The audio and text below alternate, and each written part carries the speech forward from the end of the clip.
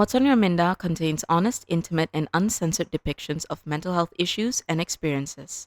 Content and trigger warnings can be found in the description for each episode. Welcome back to another episode of What's on Your Minda? I'm Amanda, And I'm Diana. and we're clinical psychologists here to talk about Love. in Yeah. all ways, Yes. especially how it's portrayed in the media. Yes. In books, in movies, in series. Mm-hmm. We all love, don't we? I think a lot of people do love, especially like the way it's portrayed. Some people don't, and I know people. You know people. I know people who don't like it at all being portrayed. Tell us what is it that they don't like about it? I think I can empathize because when I was younger, I hated romance and stuff like that as well. I could only take some romance if it had the comedy aspect. I could take it with rom-com, but I couldn't take it if it was just pure romance, right? I get you. And maybe even now, I still need something else peppered in to make it more appetizing for me. Yeah. That's interesting because that's also like, is it like in some ways, are you cringing at the feeling of like Yes. Yeah. lovey-doveyness? I think there's so much because, I mean, we're going to talk about romance tropes today, right? Yeah. So there's some of these things where you watch it and you're just like, what are they doing? Like, why are they doing that? Can't they just communicate and just find love? Or we can tell they are not good for each other, but they still end up together, you know? So I think there's some aspect of it where if it's just romance alone or like romance drama, that kind of thing, the feeling is it's predictable, it's cringy, or it just doesn't make sense to us, right? And that's how I used to feel when I was younger. I can stomach it a lot better now. What changed? What helped? I guess an open mind. Okay. No offense to those of you who still hate it. But I remember you told me once that you're not so into romantic stuff. You're either. right. I guess it's similarly to you. Like I don't like it in a way that's very like mushy and like I will die for you. I will live. No, I will die for you. That kind of like I guess really dramatic, like really devotion. I mean, like devotion can be presented in many ways. So similarly, I think I like it in different ways. In fact, I like it in different tropes. Yeah. Oh, you do like the tropes. I do like the tropes actually. I didn't realize it until recently. Recently when I realized, the whole trope thing, for some, if it's done well, Yes. right? For some. There are some that's really kind of still really cringy and still really bad. But yeah, there are some tropes that are actually done really well. And I can stomach that. But it just reminds me of like, because recently I had encounters with people who did ask me, or at least the thought of in my mind came up about love, right? And about relationships and about, for those who are not, like what are some of the factors in your opinion that makes people a bit more susceptible to different types of expression of love? For example, some people are a bit like, I'm okay to say I love you to my mom and dad or to my lover in some ways. I like it when they're so upfront in that way. But then some people are like, oh, I absolutely don't ever say that, or even hugging is completely uncomfortable. Yeah. Or the person crying in front of me and I'm just like frozen, I don't know what to do. So yeah, in your thoughts about like that, like do you have an idea or any opinions? I mean, it kind of goes back to familiarity, I feel. That's one of the areas. Because when we talk about like love languages, we talk about even attachment styles, but love languages first. If we never see natural or comfortable projections or portrayals of, let's say, words of affirmation, like I love you, you're an amazing person, like we never see that in our day-to-day life growing up, it's going to be really weird to not just say that but receive it from people as well. So I think it might have something to do with familiarity. What do you think? I agree. I think that's agreed 100%. It's about familiarity, about what's comfortable for you, what you see. So for those who are uncomfortable or they cringe at the thought of love, or love being expressed in that way is probably something that they didn't experience, Yeah. in their younger days, where love was just like harsh. I don't say harsh, but maybe a bit like cold and distant. Yeah, they may Or- not have gotten it that way. But then Yeah. you'd see, like, I guess Asian culture, we always see love from the perspective of acts of services, Yeah. usually. Yeah. Or gifts, right? Food. I find food. That's number one for Yeah. Asian culture, I think. I don't know if you guys watched this short animation by Disney, or no, Pixar, I think. It's called Bao. Oh, yeah. Yeah, I know that. It's about love, right? But it's expressed in food. And the analogy or the metaphor of it is through a pao, right? And it's through food. So It's very cute, too. yeah, so that's really nice. And yeah, Asian exactly. cultures. It's like they wouldn't say I love you, but No. you'd come home to a home cooked meal, yeah, right? Or they wouldn't say I love you, but your allowance has been transferred to your bank account or something, which Yeah. is more common ways that we see it in yes. our culture. There's also one I saw on YouTube. It's about a Korean mom and a Korean daughter, and her daughter records and shares all the videos, all the cooking videos her mom makes. And every time her eldest brother or the mom's eldest son comes back, she would pack like a huge bag of food, right? Like 1 month's worth of kimchi, Wow. and all this type of food, so that him and his wife has enough food to sustain himself and that's themselves. Yeah, so that's the crazy. love and devotion I find Yeah, that is expressed through food, and especially in Asian cultures. exactly. Like people, or like moms would make brew, like if you're sick, they would brew like medicinal tea or herbal tea or soups just to make you feel better, right? So Yeah. this is ways that love is being expressed. I think so too. And I feel like when we talk about that, right? Yeah. Maybe we put in the familiarity with that. We don't see that being portrayed a lot in most of like media about romance, especially if you're consuming a lot of Western Yes. media about romance. You don't really see that. You could Yeah. probably see, maybe that's why a lot of people like K-dramas, because even though there are tropes, the romance isn't shown. I mean, they have their tropes for sure. They have their specific tropes that can also be very cringy, Okay. but at the end, the declaration of love is usually that, like, either that one word that finally shows to the other person that they love each other, right? Oh yeah. Versus like in the US, maybe that is said much earlier on, like it's shown much earlier on, and then it's more about showing.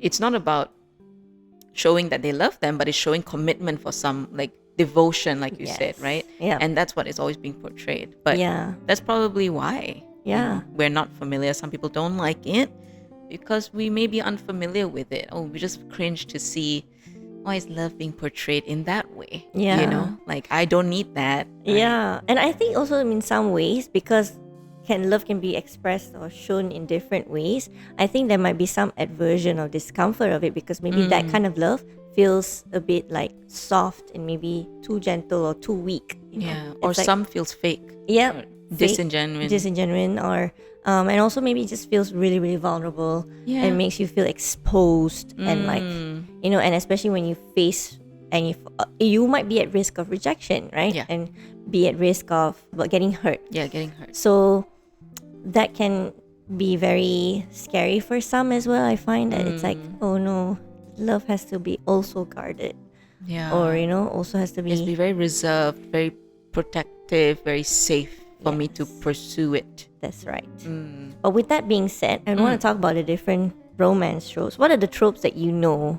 What are tropes in the first place? Can we maybe declare that or Give a bit define of it? a clarification. Yeah. I think tropes are just a way to tell the story, and they're called tropes because they're used quite often, and you can probably recognize it in different shapes and forms, right? Damn. So, for example, you've got friends to lovers. That basically means that these two people were friends before, and somewhere in their journey of romance, they turn out to be lovers, friends to lovers. Yeah. You also have stuff like enemies to lovers, Yes. right? Where they were rivals or enemies before that, they're fighting against each other, Yep. and then they found each other and they decided to, not decided, but somehow fall in love, and then they become lovers. Yes.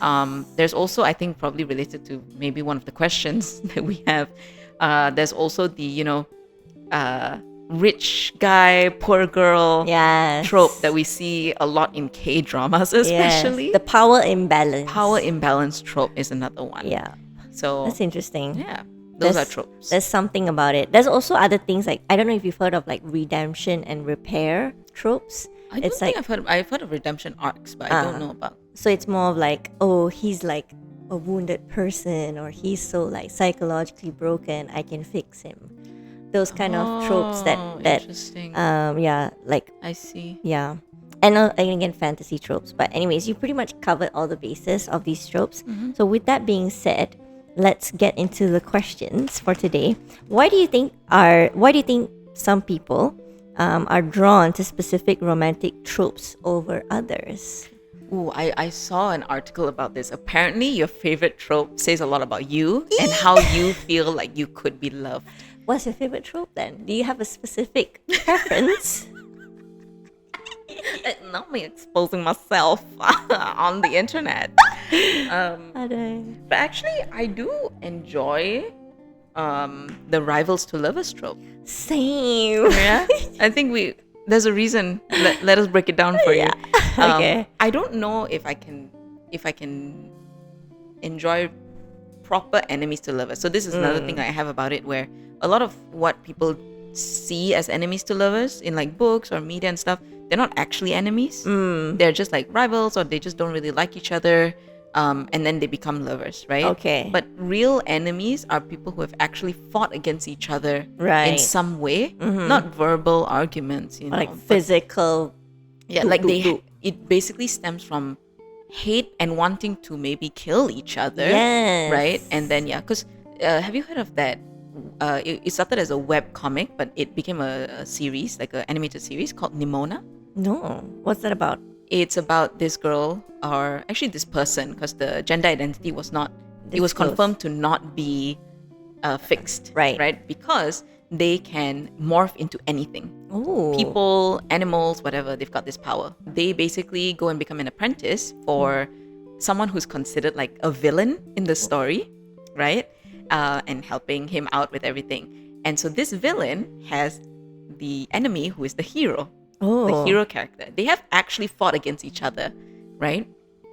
But then they become lovers. So that's an actual enemies to lovers. Like they've hurt each other physically before and actively plan to like take each other down. Right. But then somewhere along the line, I would actually say they were friends to enemies to lovers. That's what it would look like actually. Friends to enemies, then to lovers. Oh, they started off as friends and then they hated they each other. knew each other when they were younger. Oh, interesting. And then something happened, they became enemies, and then later on developed feelings for each other over the time of being enemies with each other. Right. Well, what about that trope that interests you? I think, okay, so we're going back to the enemies to lovers, Yeah. the rivals to lovers that we love, right? Yes. I think because this is what I've read online as well. When you hate or dislike someone, you usually have a lot more reason to find all the flaws about that person. And that's why there's a lot of dislike, right? Yes. But somehow along the line, this person who knows all your strengths and all your flaws has decided to love you. Yeah. Despite Okay. all of That's that. beautiful. Oh, Right? It warms my heart. And so I So think that's sweet. why a lot of people like it, because it sort of shows that even as flawed as we are, this person who initially disliked us has found something to love about us, Fuyo. despite or True. with all of these Yeah. flaws that we I have. feel like it makes the love so much deeper. Yeah. And probably I find that the love is probably it feels a bit more genuine. Yeah, because And- they probably fight it. They're Yeah. probably like, I don't want to fall in love Yeah, with this most of the person. I time. hate them so much. Yeah. What's wrong with me? Right, like I think I love when they do that. Yeah, like, oh same. my gosh, no way, right? Yeah. And then it turns out like they actually have feelings for the person. Yes. So fine line between hate and love, I would say, because it's both strong feelings. Yeah. But when you realize which side you're on, Yeah. then there could be a tipping point. Just talking about this, it reminds me of like why it's also pretty common, or I would find it like pretty common that a lot of people who go through breakups, right? They naturally, or they tend to cope with breakups by hating their exes. Yeah, Do you think so? I think so. Like there could be some similar pattern happening here, right? Happened to me. Oh. I think because there's for breakups that are not particularly smooth or amicable, there's obviously a lot of feelings left over. Yes. It's not just love, right? There's gonna be anger, there's gonna be frustration, there's gonna be hurt, sadness, whatever. And so I think easiest way for a lot of us to push the emotions away is by turning to anger. And we turn to only anger, only hate. Yes. And that eases the process because now we can complain about this person, or we can like basically justify what happened, why we hate them, why the breakup happened, blah blah blah. And that is a process of grieving. I think it's one of the stages, right? It's anger of You're grieving. Right. It is. And so even how much you hated this person and how bad they were to you or abusive or whatever, your mind and your body will still take it as a loss. Yes. And you will still grieve this. Yeah. Therefore, we are probably just at that stage, which is anger. And then later you come towards acceptance. Yeah. And then most likely what you will feel is indifference. I think that's probably what you want to work towards, like neutral feeling. And that's when you know it's a really healthy recovery from a breakup. Yes. So if you're wondering, how do I know I've moved on from a breakup or from a person, that's the answer. You're feeling neutral, you're feeling indifferent, you're not carrying any sort of harbored feelings anymore. Because a lot of times people think like, oh, I hate this person, there's 10,000 reasons why I shouldn't get back with this person. They find out that, oh, that's me moving forward, right? Or not necessarily. because in the end, from the enemies to lovers trope, it shows that maybe hatred also comes from the same intense place of love, right?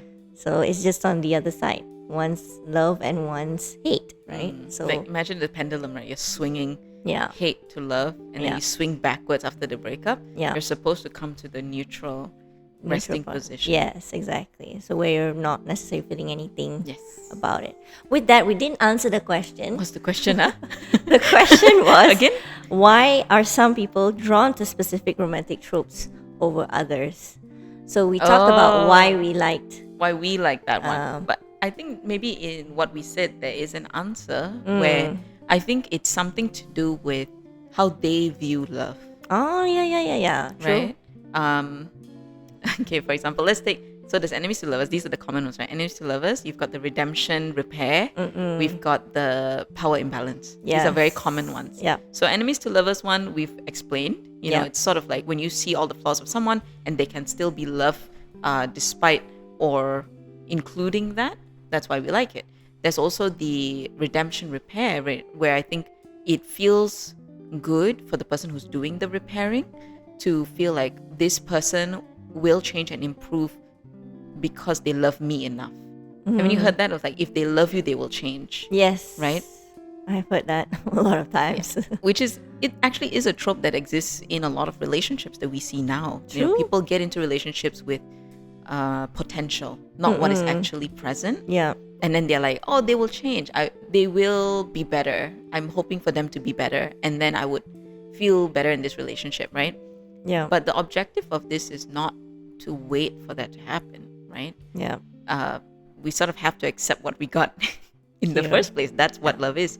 But the redemption repair, I think it comes from sort of, I want to feel like I am lovable enough for someone to want to change for me. Yes, that makes a lot of sense. Like, for me to be enough for someone to make such a drastic change in their life. And maybe it gives the same kind of depth that we talked about when it comes to, I hate you so much, but I've managed to find something to love about you. Yes. You know, so I love you so much. I managed to change this part of me for you. For you. You know, so I think that helps fix that person's own like self-worth of something. Self-esteem, you know, like just being able to feel like, I am enough for this person to want to do that for me. So I think that's from that one. Yeah. That makes sense. What do you think about the power imbalance one then? Why do you think people like that one? That's a good question. I think with power imbalance, probably the biggest element is about control, right? I love you so much that I trust to put my full control in you, right? And so it's about control and trust. Yeah. Perhaps that's what's popping in my mind. That Yeah. because the thing that I'm thinking about is tropes, like examples of that is like from 50 Shades of Grey, Yeah. or from those like typical billionaire stories Yes. of like meeting some girl next door or Yeah. cafe girl, and then like, oh, turns out you're like this super rich billionaire or super rich Yeah. person, and like I'm trying to make ends meet, and you are so easily can turn my life around kind of situation. Yes. So Sort of like, get me out of this. You help me escape from this like tough situation, times. yeah. Yeah, but actually that's very important where you say I put my full trust or in you, right? I put the control in your hands, because a lot of the stories, they show the girl sort of resisting Yeah. that. Yeah. I mean, I say girl because usually we see the heterosexual relationships, Yes. and this is one of the tropes. But I just mean that rich person, poor person, right? Like the poor one. The poor one usually resists that. Like, no, I can't take it. My pride. Like, I will work hard for it, you know? But eventually they do. So it's sort of like a giving in of that trust, a giving in of that sort of like, okay, you can take care of me. Because I've been taking care of myself for so long. I want someone that I can rely on now, right? Yeah. Which in some ways, the poor person is also someone in low-key sense, also the dominant person, kan? I think they had to be put into that Position, role, yeah. because usually they're like maybe oldest child, Yeah. or they're living alone, or Have there's to be something like to hyper support. independent, right? Exactly, Yeah. hyper independence. And then when they find someone who can take care of a lot of their stressors for them, like especially financially, Yes. then that's where these things like happen, right? Yeah. Because they're like, I can just easily pay for everything you want. You know, you want to go to this restaurant, I book the whole place out. You want to, you need this last minute assignment done. Okay, I'll book I don't know, Uber Black or something. Yeah. To go Specifically Uber Black, not Uber Platinum. Oh, gold. Must be black. I don't know about Uber. We haven't had Uber in a long time. It's not Ours in is Malaysia. Grab, okay? Yeah. Kita Grab kat sini. Grab Go lah. Grab Unlimited. Kot. Tak tahu lah. I think there's Something. a Changi Grab Yeah. in there somewhere. Grab VIP. Like I tak that. sampai lagi. No. Too marhen for that. Kita lala move saja. You, you lala move yourself? You sit in the lala move? I go there? What? I sit in the back of the motorcycle. Like Gojek. Have you heard Gojek? haven't heard of Okay, good. Manda is cultured. Bagus. Thanks. Anyways, we digressed. We digress. Actually, a thought came out in my mind as we were talking about the power imbalance trope, right? Because we talk about how this person has so much authority and power, so it comes to control and trust. Yes. That's why it's so, I guess, so enticing. But in some ways, it also kind of talks about, in my opinion, elements of materialism, right? Like my love. Is it also in some ways to say I can buy my love, your love, with all of this money? What do you think about That's that? a good question. I feel like what they try to show us is that they can't buy the love with that money. But unfortunately, the end of the story, they usually do end up falling in love. Okay. But I would say Okay. usually they would show other parts of the rich person to The poor person. personality-wise, The right? personality, Yeah. like, under all of that like bravado and that like money and, you know, sophistication and class, they're a very gentle, caring person. Or actually, some of them are not the gentle one, but they have the redemption repair arc. So it's connected. But basically they see some parts of it and they're like, oh, I do love you, not for your money, but for you. Probably that adds to the depth or the layer of the trope, because Yes. it's like, I love you beyond your materialistic things. Exactly. So this is for the rich person. Yeah, for the rich person. Right, like, yeah, I love you beyond that, right? But for the other side, like, I think why people connect with usually the people who are consuming this are not billionaires. No. So why they connect with the poor person or the middle income person, which is considered poor to the rich person's eyes, Yeah. is because of that, like that hyper independence, like because they need to be so high functioning and they need to be so on top of everything in their life. Yeah. Sometimes relinquishing some of that control, it's a relief. Yeah. But a lot of us don't have that freedom to do that. True. You gotta keep working, you gotta keep grinding every day Yeah. to survive. Yeah. But this is where like it's like a fantasy almost to Yeah. let go and just be taken care of. Probably that's why it sells, Yeah. right? Because people be like, wow, this is an ideal situation where I can Yes. truly meet someone who can take away all of my monetary problems Yes. and solve all these issues and save me in some ways. Yeah. So, Which is going very close into that trad wife genre. you know? Yeah. Which is like, but I think everyone has their own preference of how they want to be treated as a partner, right? So if someone wants to be a housewife or a stay-at-home mom, for sure, right? You can Yep. definitely do that. So I think this does like add to it. So because we have so much interest in historical dramas, but not the historical dramas where it's the feminist woman who's writing books on the sly I know. and, you know, writing poetry and things like that and like selling it under a male name or something.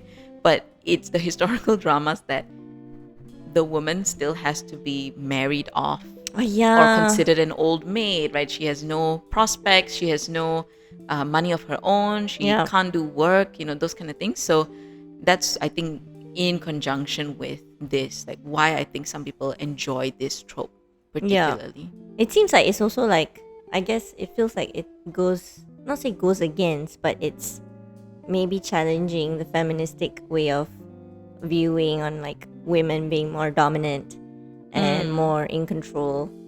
It'd be like, oh, I want to succumb back to my Yeah. traditional ways of Yeah. save me. Hence why there's princesses stuck in the castle, but no one Correct. asking, why That's don't another you fight for the Yes. fight against the dragon yourself? Yeah. Yeah. I Do think people got their own preference, right? Some people want to be rescued, some people want to do the Yeah. rescuing, some Yeah. people have their own objective and they just go for it in mind. True. So I think that's where the tropes you enjoy may reflect how you feel. How you feel about it. With that being said, Actually, going back, Can sorry, before I move on, going back to why probably we like enemies to lovers is because the rival or the enemy, both are in power. Like there is no power imbalance. yeah, true. You know what I mean? There is an equal standing and they are fighting that much because they are equal. Yes. And then they decide to have the love. Yeah. Right? Yeah, probably. I think that says a lot also Yeah. about us. Yeah, that we appreciate equal stance for both Yes, partners. I think so. With that being said, Yes. this is not an equal stance. Why are dominant or protective Alpha male- CEO. yeah, so appealing to high functioning women in your perspective? I think it goes back to what we said just now, right? Like the hyper independence, the high functioning side, the always being in control, and there's so much manual and mental labor, right? That having someone who's more dominant and more protective in that way takes a load off. It takes Right. away a lot of the burden, especially if you think about dominance, right? Usually it's about making decisions, making choices, providing, protecting, those kind of things. Those are all things that without that particular trope, you have to do yourself. Yeah, And that's why you're considered high functioning. Like you have to take care of everything yourself. yeah, So when they have that potential to be like, oh, you do it. I don't have to think about it. You know, Yeah. I think a lot of people like that. yeah. So to they be wanna let taken go. care of, guys. Yeah, there's nothing bad about that. You know, Yeah. you want to be taken care of. Sure, I think everyone likes that. It's just you want to have the more dominant person to take care of you, or you want someone of equal to take care of you, and you take care of them. Like whatever works for you, whatever floats your boat. Yeah, right? So I exactly. agree. Thank you for answering. Why do enemies to lovers feel a bit more compelling than healthy from the start relationships? Because it's not boring. It's not boring.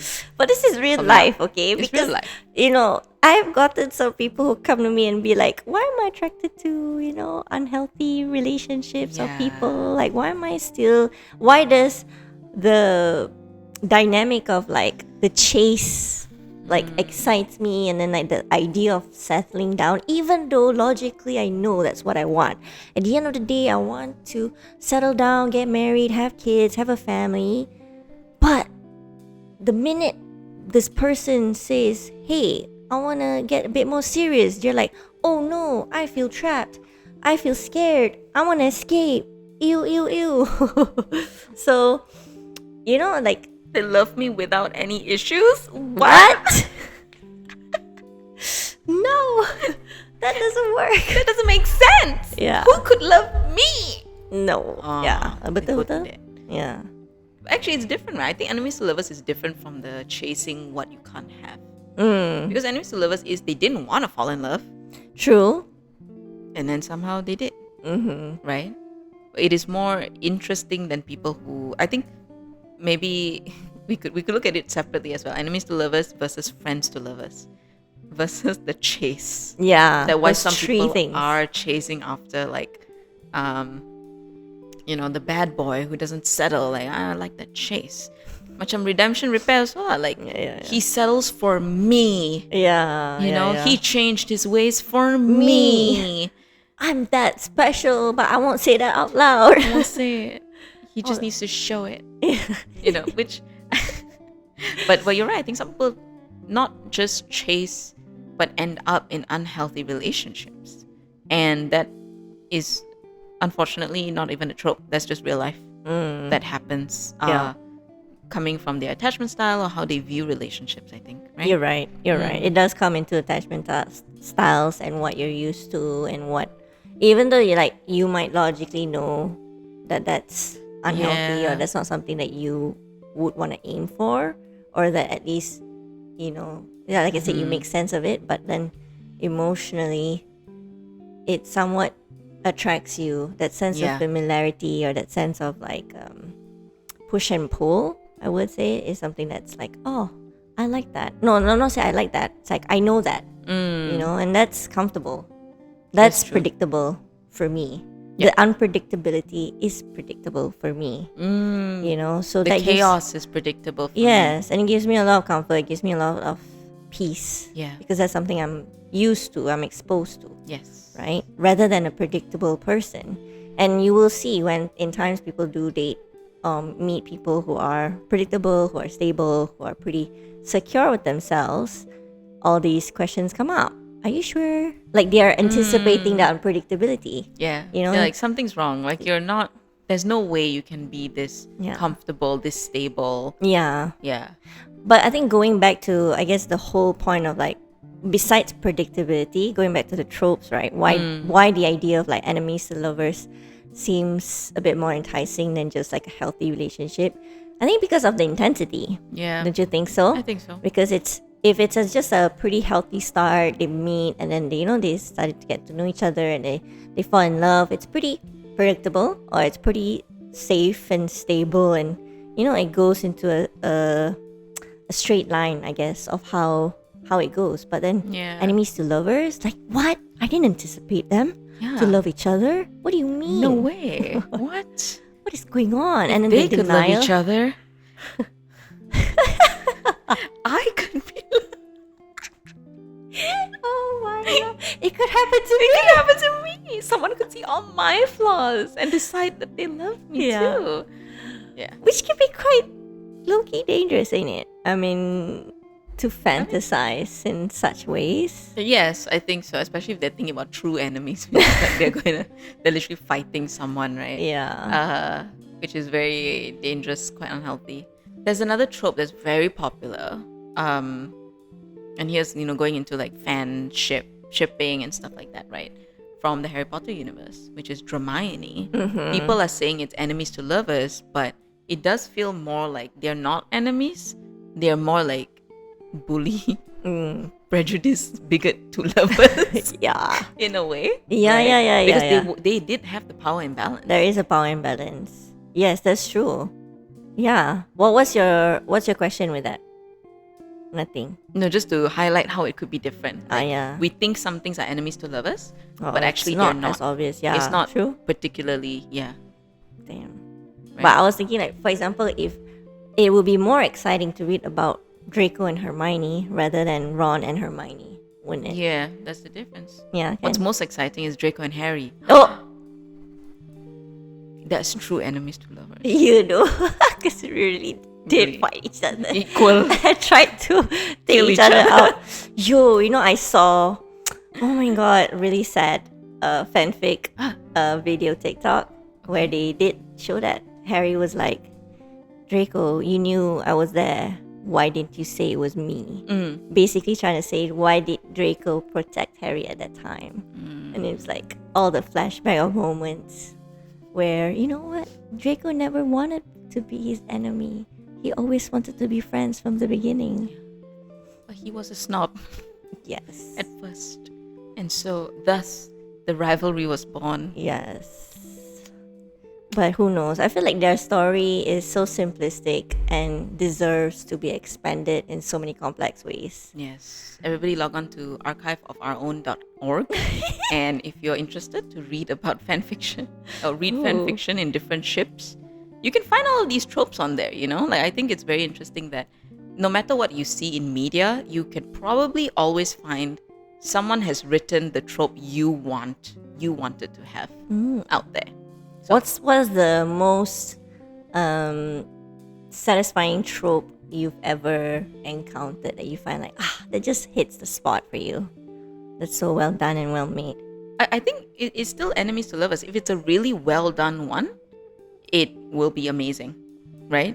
Because it truly encompasses the good stories about it. They truly encompass like that, the fact that they're enemies. They don't glaze over that at all. They talk about their enemies. There is a lot of stuff they've done to each other, which some people may not be able to forgive, right?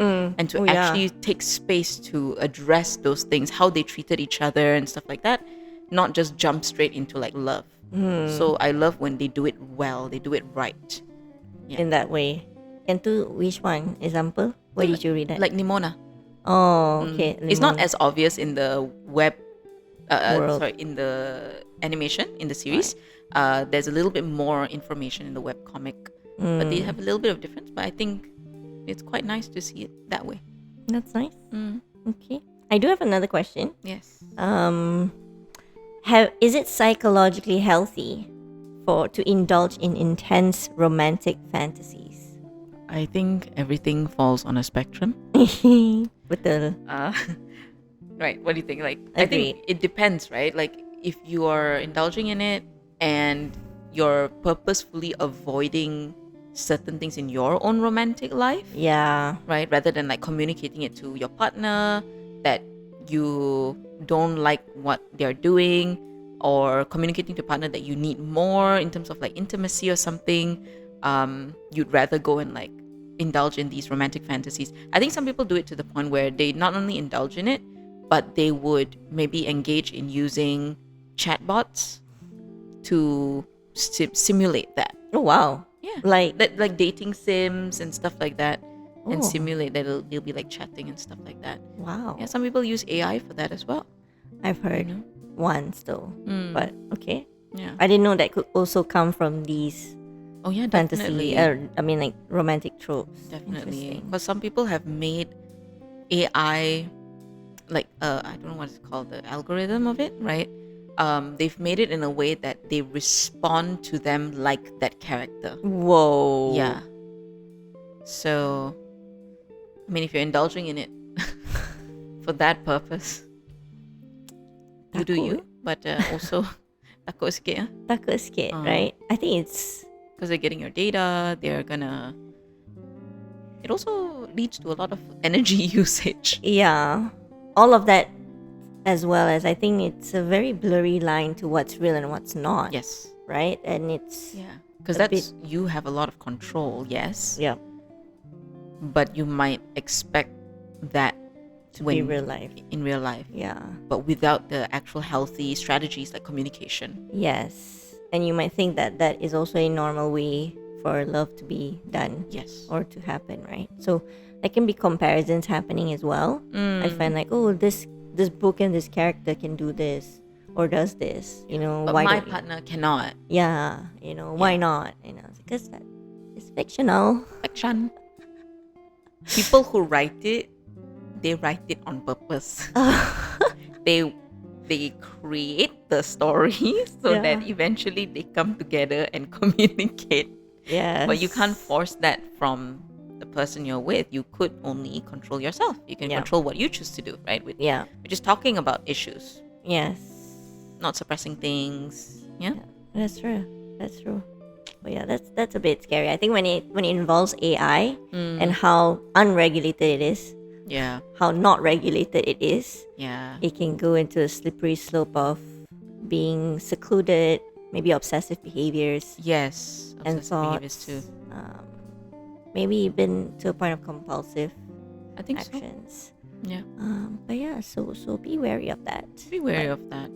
It's okay to indulge in, I think, fantasy books sometimes because life can be pretty bleak. Yeah. It's a nice escape. Yeah. You know, to read stuff or watch Watch stuff things, that is yeah. not like real life at all. Yes. I enjoy it, honestly. Same. I actually do really like romance tropes, as we have discussed, especially if it's done well. Yep. So it's definitely a nice escape, but to always remember that if you are in your own relationship or maybe you're single but you're like looking for one, or even if you're single and you're not looking, just to be aware of these things yourself, right? Like Yeah. you can enjoy the tropes, but just know that it's not real life. Probably the best real life is probably friends to lovers. Yeah. The boring one, Yeah. the stable one. Unless you date your boss. That's too real life. There's too much. That one can happen. Oh, we didn't even talk about real life, like dating your perpetrator. I don't even want to say the R word, but that happens, right? Stay Where- tuned for part 2, where we explore even worse tropes, such as dating your boss, dating your therapist, Yo, that's dating your perpetrator, your abuser. your rapist, Tula. We'll explore that your in groomer. part 2. Yeah. Ooh, that's a deep one. Pretty dark. But for now, we keep it lighthearted. Yes. And- Enjoy these light tropes. Yeah, we enjoy it, right? Shall we wrap it up here? Yes, let's do that. I think Okay, it's good. awesome. Yeah, so if you enjoyed this topic as much as we did, do leave us a comment or ask us any questions or share your thoughts about tropes. What is your favorite trope? Why it's your favorite trope in the Yes. comments. And where did you read these tropes or watch these tropes? Yes, I want to share these recommendations with us Yes. actually. And if you would like to give us a subscribe here on YouTube or follow us here on Spotify, wherever you're watching or listening to this, you can also follow our social media on Instagram or TikTok at Minda Psychology. You can reach out to us through email with our email address hello@mindapsychology.com, or visit our website for more updates and other blog posts that we've done before, or to know more about our therapy services and other professional services at mindapsychology.com. This has been another episode of What's on your Minda? Thank you so much. We'll see you next time. Bye-bye. Bye.